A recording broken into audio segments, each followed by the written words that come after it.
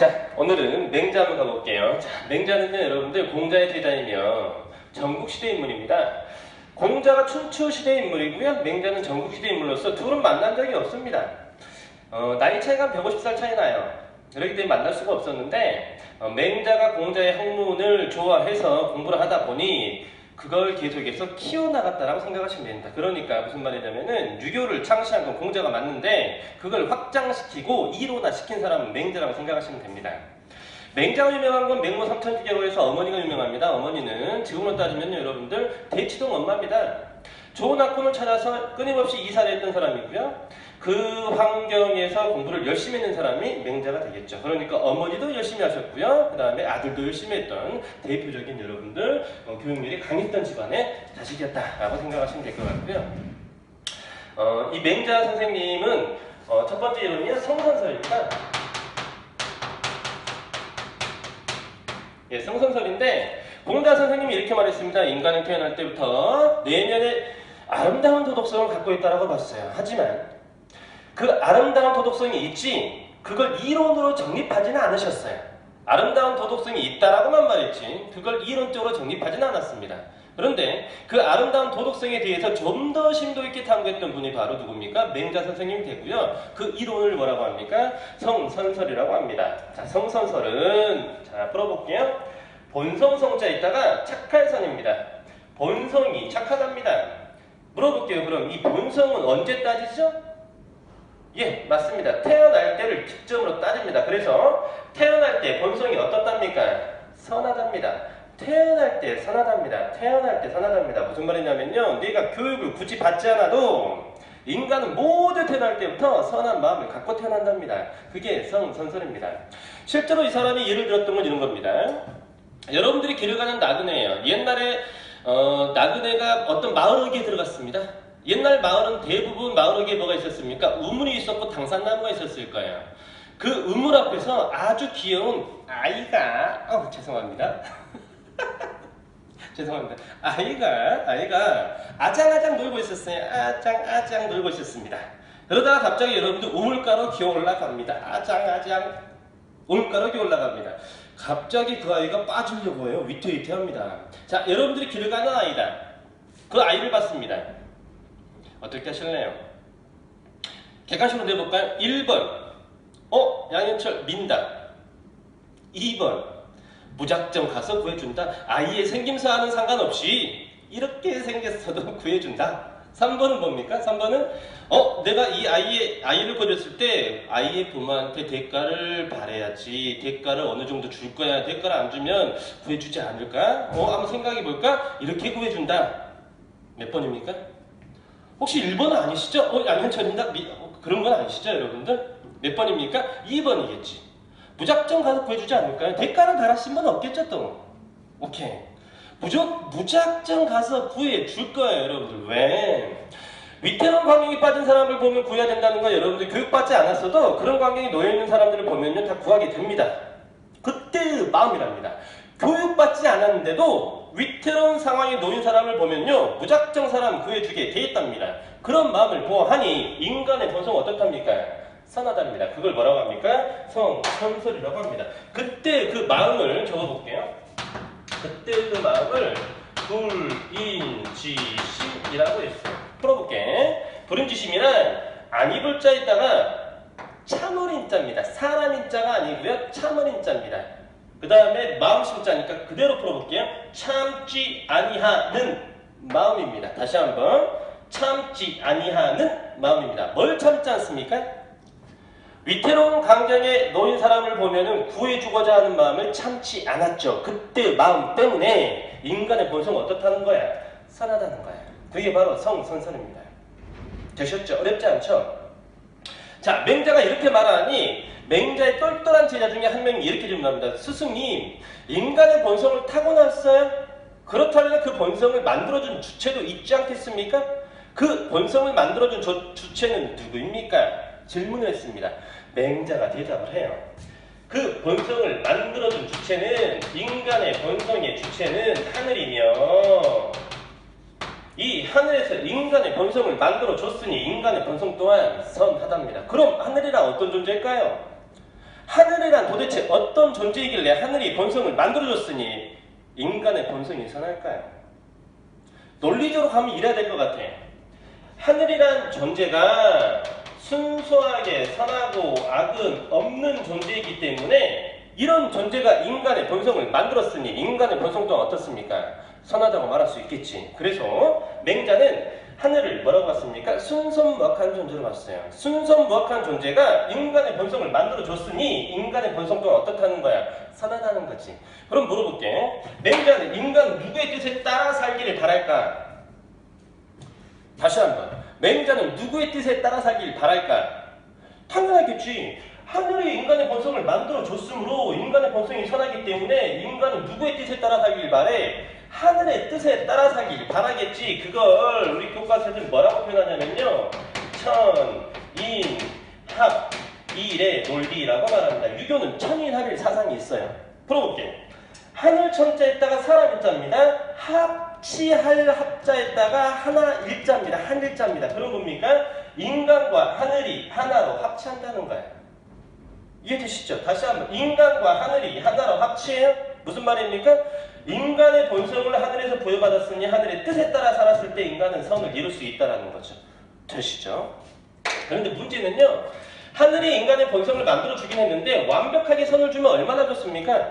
여러분들 맹자의 논리에 따라가면요. 여러분들 항상 어떤 일만 해야 돼? 착한 일만 해야 되지. 근데 여러분들 가끔 항상 착한 일을 합니까? 그렇지 않죠? 악한 일도 하잖아. 아니면 이기적인 일도 하지. 언제? 먹을 거 생각해봐. 여러분들 어저께 저녁에 언니가 통닭을 먹다가 남겼어요. 냉장고에 고이 모셔놨습니다. 여러분들은 오늘 오후에 들어가서 냉장고를 열어보니 통닭이 있었습니다. 분명 자기 게 아니지. 근데 여러분들 누구야 안 먹어요? 썰랑 먹잖아. 그래서 싸우지. 이해되시죠? 이렇게? 언니 거라고 써놓은 사람들도 있을 거예요. 근데 안 써줬으면은 내 거 아니니까 우선은 한번 생각해봐야죠. 내 거 아닌데 물어보고 먹을까? 여러분도 물어보고 먹어요? 그냥 먹어요? 그냥 썰랑 먹잖아. 이해되시지? 그런 거 보아하니 인간이 항상 선한 일을 하는 건 아니라는 거야. 그래서 하늘이라는 존재가 인간의 본성을 만들어줬는데 완벽하게 선을 준 게 아니고 선할 수 있는 단서만을 줬다는 거야. 그걸 사단이라고 해. 다시 한번. 하늘이 인간의 본성을 만들어주긴 했는데 인간의 본성을 완벽하게 만들어준 게 아니고 선할 수 있는 4가지의 단서를 줬다는 거야. 몇 가지? 4가지의 단서를 줬다는 거야. 그걸 뭐라고 한다고요? 사단이라고 한다고요. 사단을 줬습니다. 4가지에 선할 수 있는 단서를 줬어요. 단서만 줘준 거야. 그 사단 여러분들 쉽습니다. 뭐냐면요. 여러분들이 길을 갈 때 힘들어 하시는 분들을 봤어요. 어떤 마음 들어? 측은한 마음이 들지. 그때 그 마음이야. 그걸 뭐라고 할까요? 측은지심이라고 그래. 되시죠? 측은지심 들어보셨죠? 불쌍한 사람들을 보면요. 여러분들 측은한 마음이 들어요. 그건 교육받지 않았어. 그냥 불쌍한 사람을 보면 저 같은 사람 보면 어때요 여러분들? 불쌍한... 안 됩니다. 측은지심이라고 합니다. 측은지심. 두 번째는 뭡니까? 친구와 여러분들 버스 정류장에 서 있는데 친구가 갑자기 자기 발에 자기 몸에 침을 뱉습니다. 막 뱉습니다. 더럽게.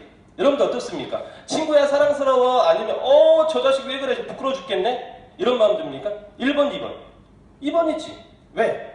인간으로서 해서는 안 될 짓을 보니까 어떤 마음이 들어? 부끄러워하는 마음이 든 거야. 그걸 뭐라고 그래? 수호지심이라고 하는 거야. 세 번째는 뭐야? 여러분들이 길을 가다가 어떤 할머니가 우리 소녀 짐 좀 들어줘. 그래서 짐을 들어줬습니다. 머리 이어줬어요. 근데 할머니가 갑자기 뭘 꺼냅니까? 1억짜리 수표를 꺼냅니다. 소녀 이거 써! 딱 보아하니 공이 몇 개입니까? 1억? 여러분 써요 안 써요? 엔다이언님 고맙습니다. 그렇습니까? 안 합니까? 안 하시잖아요. 할머니 이건 제가 쓸만한 돈이 아닙니다. 다시 돌려드리겠습니다. 5만원짜리 바꿔주세요. 그렇습니까? 아니죠 여러분들. 이때의 마음입니다. 누군가가 나에게 과부당하게 뭔가를 줬으면은 뭘 합니까 여러분들? 사용할 수 있지. 최근에 보면 여러분들 이 사용하는 마음이 없는 사람들이 되게 많아요. 쉽게 말하면 뭐냐면요. 우리 학교를 왔다 갔다 복도 왔다 갔다 선생님이 가끔 이렇게 뭘 먹고 있잖아요. 그러면 한 개를 딱 줍니다. 그러면 학생들 뭐라고 고맙습니다 라고 하는 학생들도 있으나 사연지심이 있는 거지. 고맙습니다 라고 하는 학생들도 있으나 뭐라고 합니까? 한 개 더 주세요. 선생님 이게 뭐요? 어디다 붙이라고. 이렇게 말하는 학생들도 있습니다. 고마워하지 않아요. 그 사람들은 뭐가 없을까요? 그렇지. 하늘로부터 부여받은 사단이 없다라는 거지. 그때 그 마음입니다. 그걸 뭐라고 할까요? 사양지심이라고 하고요. 그 다음에 인간은 배우지 않아도 옳고 그름을 구분할 수 있습니다. 그걸 시비지심이라고 합니다. 사야다 몰라도 돼요. 중요한 거 아닙니다. 아무튼 하늘에서 인간의 본성을 만들어줬는데 완벽한 선이 아닌 단서로서의 선만 줬다라는 거야. 그걸 사단이라고 하는 거야. 되시죠? 그럼 이제 뭐가 남았을까요? 인간은 이 단서를 받았으니 열심히 뭐 해야 됩니까? 실천을 해야 되지. 열심히 실천해서 완벽한 선으로 만들어내야겠죠. 그 실천하기 위한 동목을 맹자께서 이렇게 말하셨습니다. 오륜이라고 말씀하셨어요.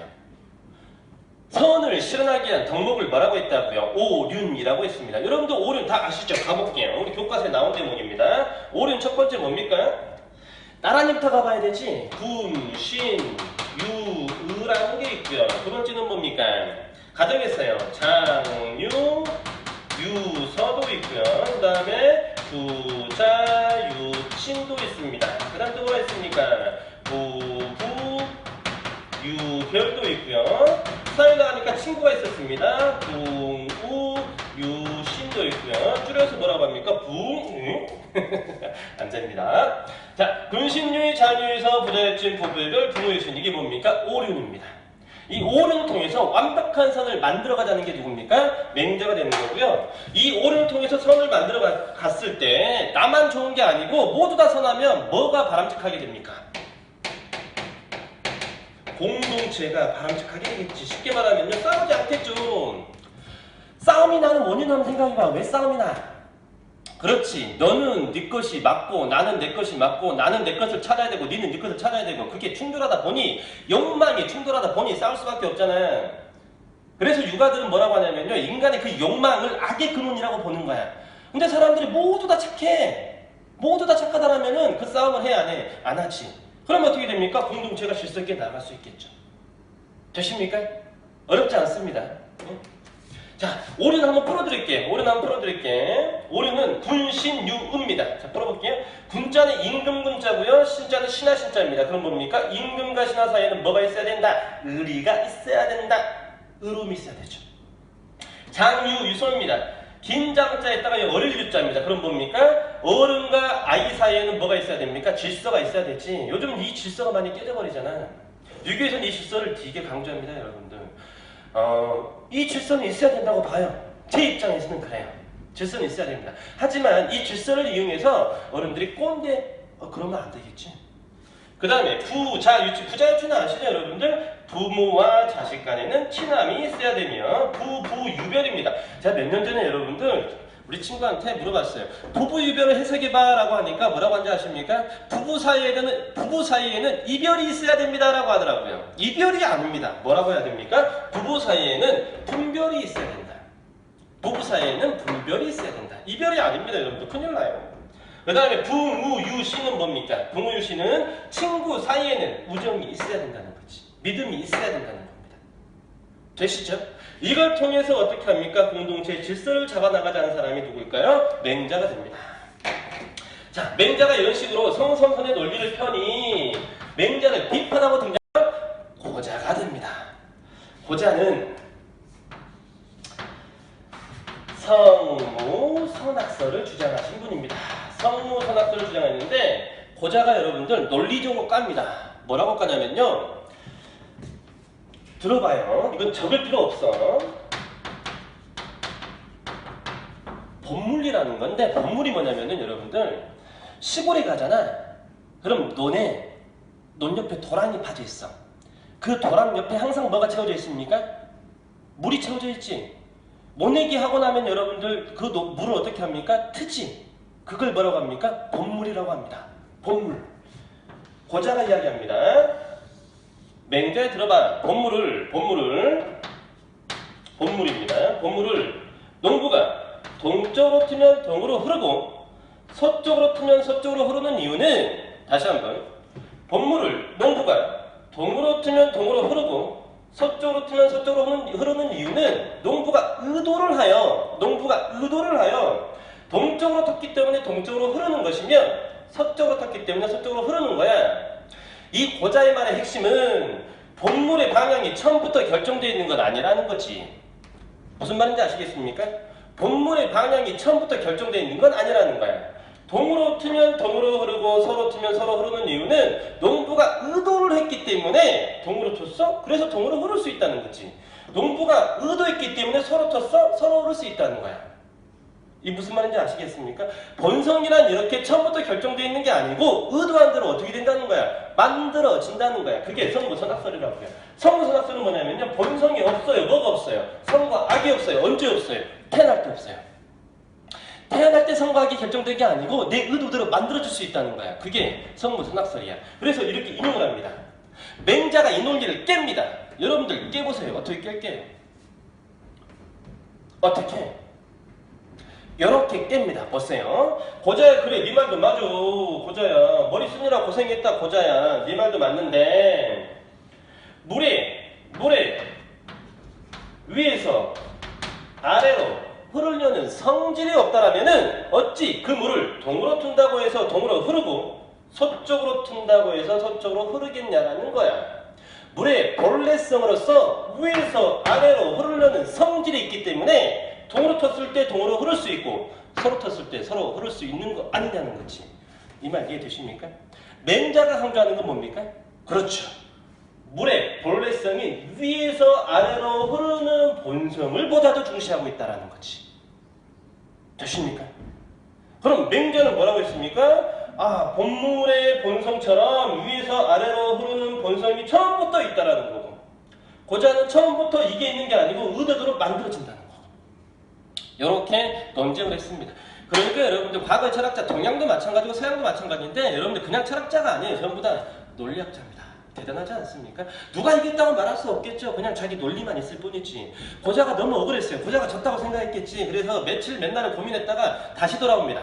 뭘 두고 오시냐면요. 버드나무를 두고 옵니다. 버드나무. 여기 있습니다. 버드나무. 버드나무를 두고 오는데 고자가 이야기합니다. 그래, 맹자야, 내 말 들어봐. 이 버드나무가 활이 되고 바구니가 될 수 있는 이유는 버드나무 안에 이미 활이 있고 바구니가 있어서 이게 활이 되고 바구니가 되는 거 아니지 않냐라는 거야. 무슨 말인지 알겠어? 이 버드나무가 활이 되고 바구니가 될 수 있는 이유는 장인이 의도를 해서 활을 만들려고 했기 때문에 활이 되는 거고, 바구니를 만들려고 했기 때문에 바구니가 될 수 있다는 거지. 버드나무 안에 이미 활이 있고 바구니가 있는 건 아니라는 거야. 되시죠? 맹자가 깠습니다. 뭐라고 깠을까요? 그렇지, 이렇게 깠습니다. 그래, 고자야, 억울한 고자야, 네 말도 맞아. 하지만 버드나무의 본래성으로서 휘는 성질이 없다라면은 어찌 그걸 활이라고 할 수 있고 어찌 그걸 엮어서 바구니를 만들 수 있겠냐라는 거야. 그럼 장인의 의도가 먼저야, 휘는 성질이 먼저야? 휘는 성질이 먼저라는 거지. 휘는 성질을 타고났기 때문에 버드나무는 활이 될 수 있고 바구니도 될 수 있다라는 거죠. 되십니까? 여러분들이 생각할 때는 누가 이긴 것 같아요? 맹자가 이긴 것 같죠? 고자가 이겼다고 생각하면 고자가 더 유명하겠지. 근데 누가 이긴 것 같아? 맹자가 이긴 것 같으니까 이 사람이 더 유명하겠죠. 하지만 다시 한 번 하지만 여러분들 논리 싸움이지 누가 이겼다 졌다라고 말할 수 없습니다. 되셨죠? 이 첫 번째 성선설이었고요. 두 번째는, 자, 두 번째는요, 여러분들 정치관입니다. 자, 맹자는 정치관이 중요합니다. 성선설도 나오긴 하는데 잘 안 나와요. 정치관이 중요합니다. 정치관에서 맹자는 두 단어 알아둡시다. 항산이라는 단어와 항심이라는 단어를 알아두셔야 됩니다. 보세요. 항산은 뭐냐면은 일정한 생업이고요. 항심은 뭐냐면은 도덕심이라는 거예요. 다시 한번, 항산은 일정한 생업입니다. 무슨 말이냐면요, 선생님, 이렇게 의사, 목공, 일정한 생업, 직업을 의미하고요. 항심 뭐냐면요, 도덕심을 의미합니다. 이 단어를 갖고 가볼게. 맹자는 뭐라고 했냐면은 이 세상에 부류가 두 부류가 있기야. 맹자는 이 세상에 부류가 두 부류가 있는데 한 부류는 선비라고 볼 수 있으며 한 부류는 선비라고 볼 수 있으며 한 부류는 뭐라고요?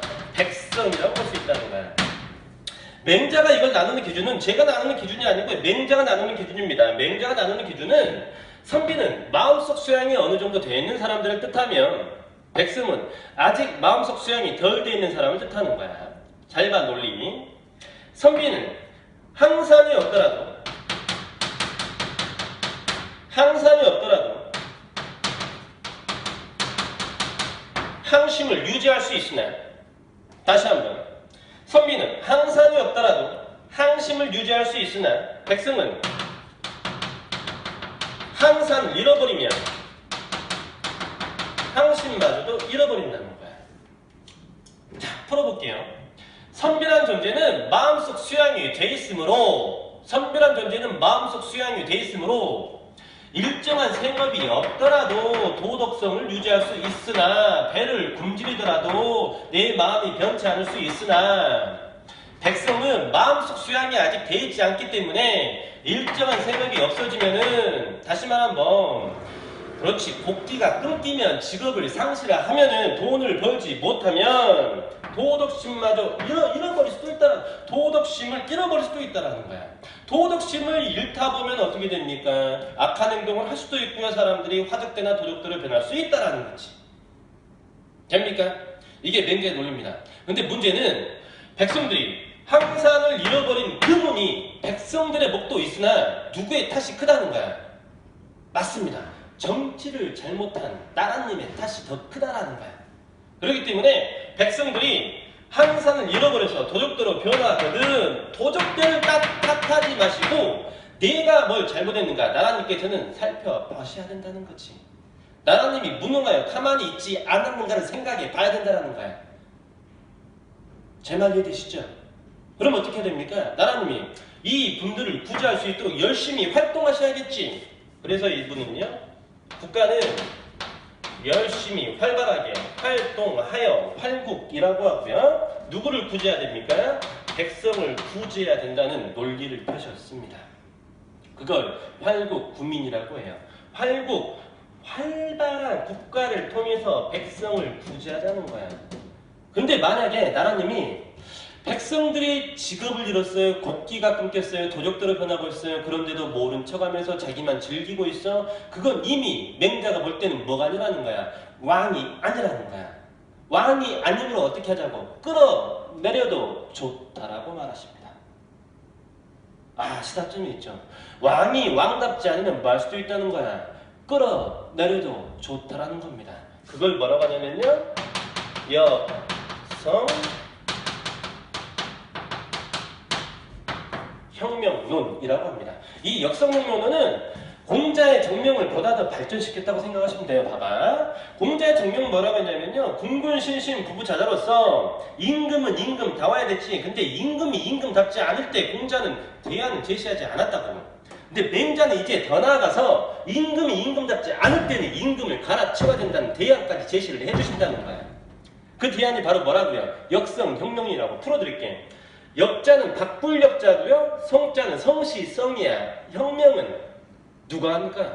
그렇지, 백성과 엘리트들이 하는 거야. 백성과 엘리트들의 혁명을 통해서 왕의 성씨를 바꿔버려. 왕의 성씨를 바꾸면 뭐가 바뀌어? 그렇죠, 왕조가 바뀌겠죠. 그걸 맹자는 허용을 하겠다는 거야. 육아지만 파격이지. 육아지만 파격이야, 얘들아. 근데 문제는 육아의 이런 사상 때문에 각국의 제후들이 육아를 쉽게 등용하니 보다니, 그렇죠, 보다는 모순에 빠지게 되는 거죠. 되십니까? 이게 어렵지 않죠? 맹자는 요 정도 잡고 가시면 될 것 같습니다. 끊고 갈게요.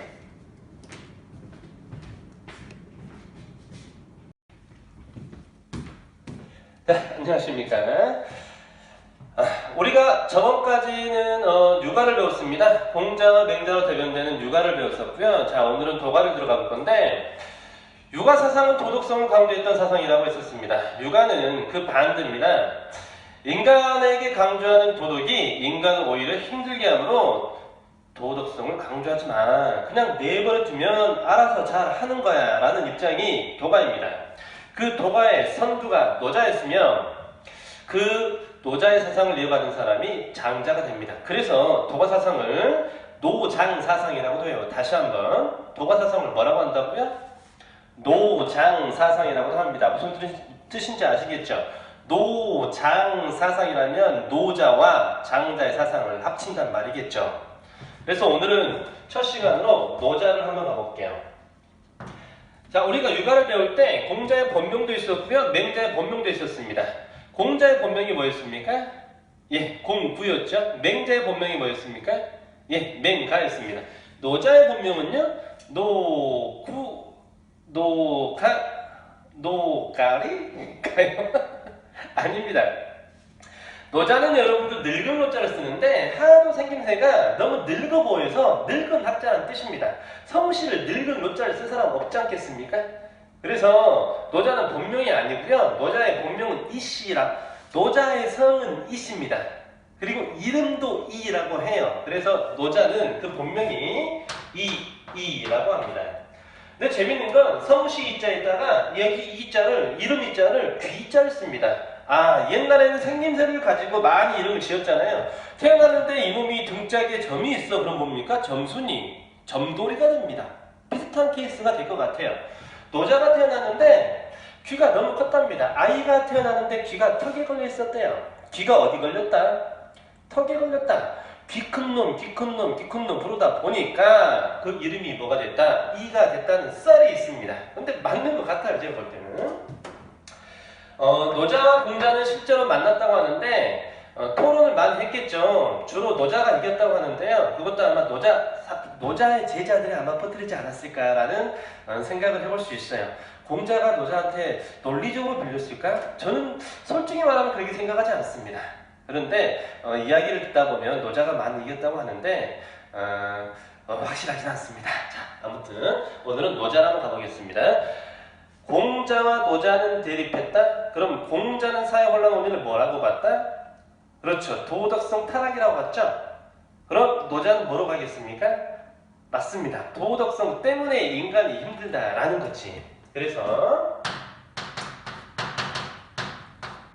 사회혼란 원인부터 한번 가보겠습니다. 노자가 바라보는 사회혼란 원인은 도덕성 때문이야.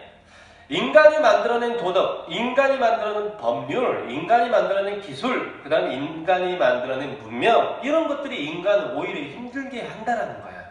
다시 한번 가볼게요. 도덕, 법률, 기술, 문명 다 누가 만들었습니까? 인간이 만들었지. 인간이 무언가 억지로 하려고 만들어냈다는 거야. 그런 걸 총칭해서 이 사람은 뭐라고 하냐면요. 인위라고 합니다. 노자는 뭐라고 했다고요? 인위. 인간이 만든 모든 것을 인위라고 했습니다. 그래서 노자가 바라본 사회혼란 원인은 인위적인 모든 것이 되는 거예요. 인위적인 모든 것이 인간을 망쳤다. 그 대표적인 걸 써볼게요. 방금 제가 말했던 뭐가 있었습니까? 도덕도 있고요. 법도 있고요. 문명도 있고요. 기술도 있습니다. 이렇게 써볼게요. 도덕과 법과 문명과 기술이 인간을 힘들게 만들었다라는 건데 얼핏 생각하면 이게 이해가 안 될 거예요. 도덕 때문에 인간이 힘들어? 왜 힘들지? 법이 만들어졌으므로 인간이 힘들다? 왜 힘들죠? 기술 때문에 인간이 힘들어? 왜 힘들까? 가보겠습니다. 여러분들 우리 서양 사람들 한번 생각해보세요. 아버지와 아들이 만났습니다. 아버지와 아들이 만났어요. 아침에 만났습니다. 뭐라고 합니까? 예, 굿모닝이라고 하죠. 굿모닝, 굿모닝, 굿모닝. 무슨 뜻입니까? 안녕. 아침 인사 그냥 안녕입니다. 안녕하세요. 우리가 번역할 때 그냥 안녕하세요라고 하지. 그분들은 뭡니까? 그냥 안녕입니다. 이해되십니까? 헤어질 때 뭐라고 합니까? 굿바이. 잘 가라. 잘 가라. 잘 가세요가 아니죠. 잘 가라. 뭐가 없습니까? 그렇죠. 서양말에는 높임말이 없습니다. 저 확실히는 모르겠는데 저희가 높임말로 배우지 않지 않습니까? 근데 생각해 봅시다. 여러분들이 학교를 왔습니다. 등교를 했어요. 선생님을 봤습니다. 아침에 안녕, 형철아 안녕 했습니다. 뭐라고 합니까? 싸가 뭐라고 합니까? 이 예의 없는 녀석이라고 하죠. 진짜 이게 예의 없는 짓일까요? 아침에 만나서 인사를 했습니다. 안녕. 이게 왜 예의가 없을까요? 왜 사람들은 여러분들 비난할까요? 어른한테 여러분들 반말했습니다. 왜 비난할까요? 이유는 그렇죠. 예의라는 기준이 만들어졌으므로 예의에 벗어나면 사람들은 비판을 하는 겁니다. 그 비판을 받게 되면 사람들은 어떻게 됩니까? 힘들어지죠. 나는 인사를 한 거 아니야. 근데 왜 나한테 뭐라고 하지? 라고 하는 겁니다. 생각해 봅시다. 여러분들 제가 여러분들한테 수업을 하고 있어요. 수업을 하고 있을 때 여러분들이 저한테 제가 배고파합니다. 수업을 하는데 배에서 꼬르륵 소리가 나요. 우리 학생이 던져줬습니다. 뭐라고 할까? 우리 오렌지 하나를 던져줬다고 볼까요? 오렌지 하나를 던져줬습니다. 현철아 처먹어. 이 학생 착해야 나빠요? 제가 배고픔을 느꼈습니다. 꼬르륵 소리가 났어요. 우리 학생이 저한테 오렌지를 던졌습니다. 현철아 처먹어. 이 학생 좋아요 나빠요? 왜 나쁩니까? 나쁘지 않죠? 제가 배고픔을 느끼고 우리 학생은 저한테 먹을 것을 줬습니다. 현철아 처먹어. 근데 여러분들은 왜 나쁘다고 하죠? 맞습니다. 나쁘다고 하는 이유는 이 사회에 이미 뭐가 있습니까? 어떤 건 좋아, 어떤 건 나빠 하는 뭐가 만들어졌습니까? 도덕적 기준이 만들어졌기 때문에 아주 자연스러운 일마저도 뭐라고 합니까? 나쁘다고 하는 거지. 도가는 그걸 지적하는 거야. 무슨 말인지 아시겠어요? 선과 악이 만들어졌으므로 어떤 사람은 선하고 어떤 사람은 악하게 된다는 거지. 다만 그 기준이 없게 된다라면은 선한 행동도 없을 것이며 악한 행동도 없어진다는 거야. 그럼 뭔만 남니? 그렇지. 그 사람의 자연스러운 본성에 의한 행동만 남는다는 거죠. 자연스러운 본성에 의한 행동이 왜 나쁘냐는 거야. 방금 제가 말했잖아. 이 학생이 저한테 분명히 먹을 걸 줬죠. 그렇죠. 나쁜 의도가 아니지 않습니까? 그런데 다만 처먹으라고 했기 때문에 문제가 된다는 거지. 과연 그게 진짜 문제가 되는지는 생각을 해보셔야겠죠. 제가 이렇게 말해도 그래도 이 학생은 예의 없는 학생인데 그 예의 없다라고 하는 기준이 있기 때문에 예의 없는 학생이 된다고요. 제 말은. 좀 어렵습니까? 다시 한번 가볼까요, 여러분들? 문명, 기술 때문에 인간이 힘들어집니다. 여러분들 생각해보세요. 스마트폰이 있음으로써 혜택도 있지만 힘든 부분도 많지. 카톡 때문에 단체 카톡에서 문제가 발생할 수도 있고요. 그 문명, 곧 뭡니까? 핸드폰 기술, 피싱 같은 것도 제가 당할 수도 있죠. 얼마나 힘들어집니까? 만약에 그 기술이 없었다면 나는 사기도 당하지 않을 것이며 나는 왕따도 당하지 않을 것입니다. 그 문명이 결국은 인간을 힘들게 만들기도 하죠. 되십니까? 그 다음에 가볼까요? 여러분들 현대인들은 뭐가 있습니까? 과로사가 있지. 생각해봐요. 원시인들은 과로사가 있을까요? 원시인들이 주로 먹을 것을 구했던 방법은 수렵과 채집이지. 쉽게 말하면 뭐였습니까 여러분들? 사냥하고요. 그 다음 과일 따는 겁니다. 사냥을 하다가 내가 예를 들어서 사슴사냥을 합니다. 사슴사냥을 하는데 막 뛰어가다가 내가 너무 힘듭니다. 너무 힘들면 원시인도 어떻게 합니까? 쉬지. 너무 힘들면 쉬는 게 자연스러운 일이지. 그런데 현대를 살고 있는 우리 사람들은 어떻습니까? 힘들어도 목 뒤에 잡으면서 하면서 또 일합니다. 저도 마찬가지입니다. 매우 힘든데도 잡으면서 우리 학생들을 위해서 강의를 찍어야지 열심히 하자라고 합니다. 그래서 뭐가 생깁니까? 과로사가 생기죠. 실제로 어떤 학교에서 몇 년 전에 고3 담임이었습니다. 저녁에 11시에 자습이 끝나고 집에 돌아가는 길에 택시를 탔습니다. 뒷자리 탔는데 집 앞에 갔어요. 택시기사가 다 왔습니다 라고 했는데 깨어나지 않았답니다. 택시기사는 자고 있는 줄 알았어요. 자고 있는 줄 알고 계속해서 불렀는데도 일어나지 않으니까 뒷문을 열고 흔들었습니다. 근데 그대로 떨어졌습니다. 과로사였습니다. 원시인들은 과로사가 없죠. 하지만 현대인들은 과로사가 있습니다. 과로사가 있는 이유는 뭡니까? 그렇지. 누군가가 계속 채찍질하는 거죠. 뛰어. 뛰지 않으면 어떻게 됩니까? 도태되지. 원시인들은 뛰지 않는다고 도태되는 게 있습니까? 아니죠.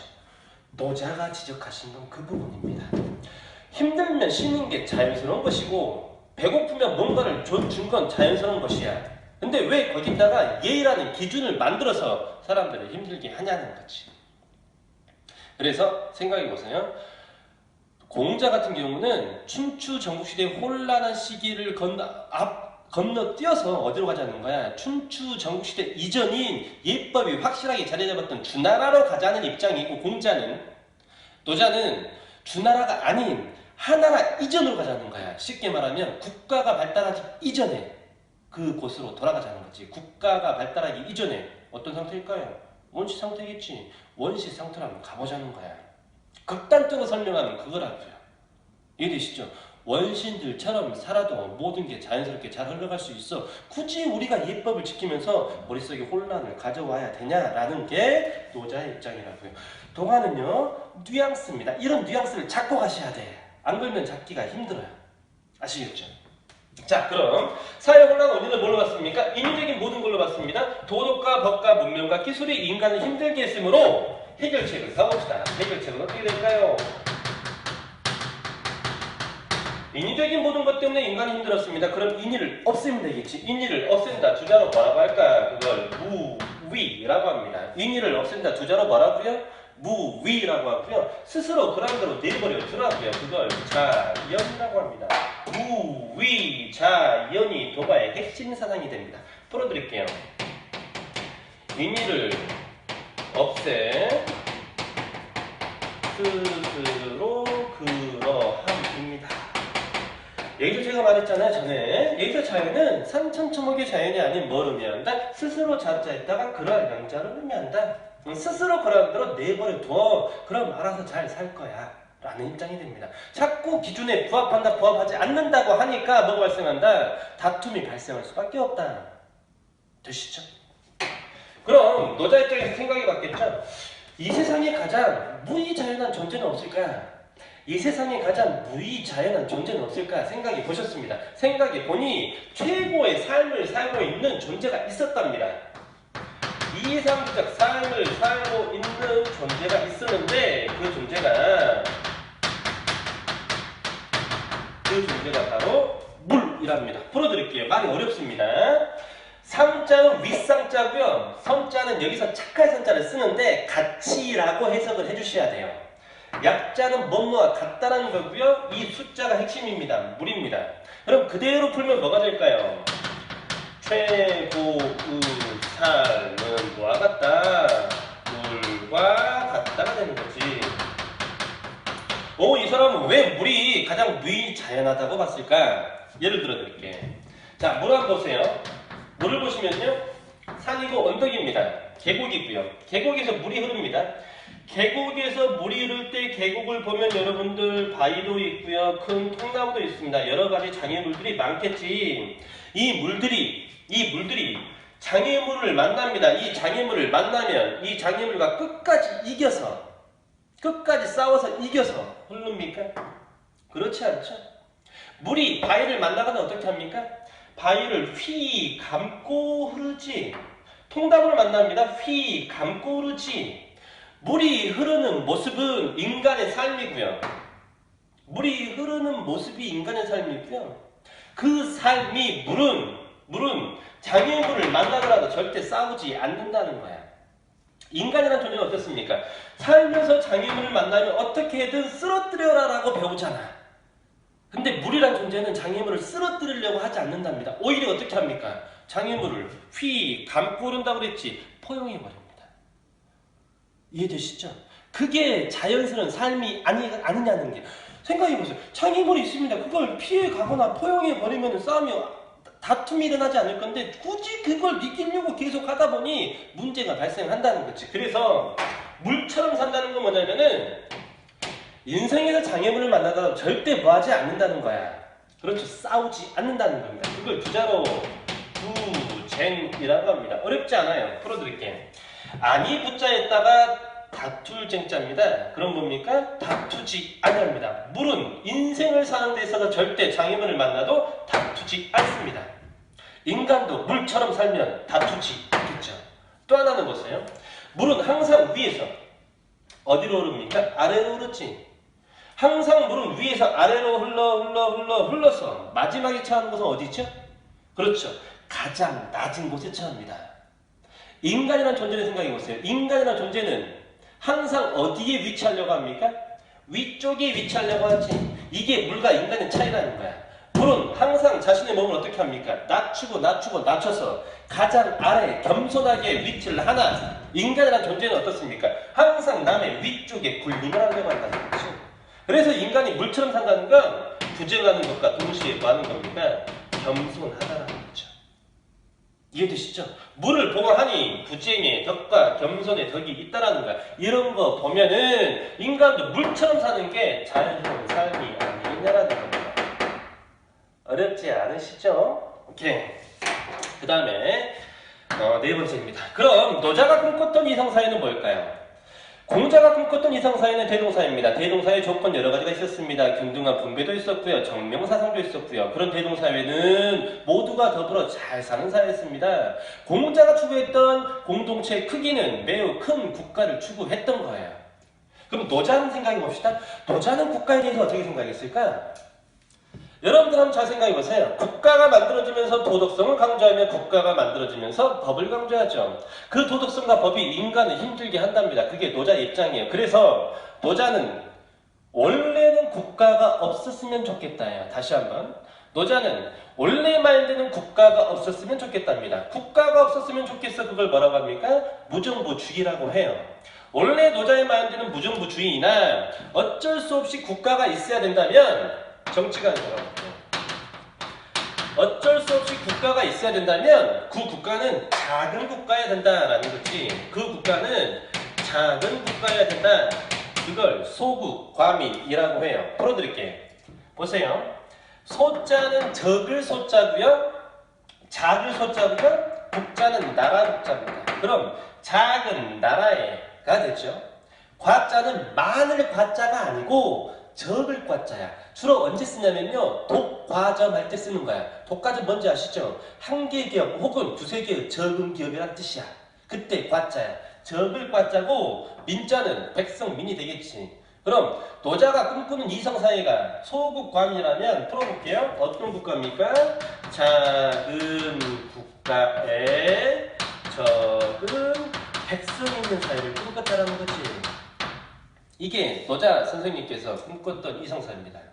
그럼 이런 질문이 나올 수 있겠지. 선생님 얼마나 작아야 됩니까? 얼마나 작아야 됩니까? 노자는 실제로 이렇게 말씀하셨어요.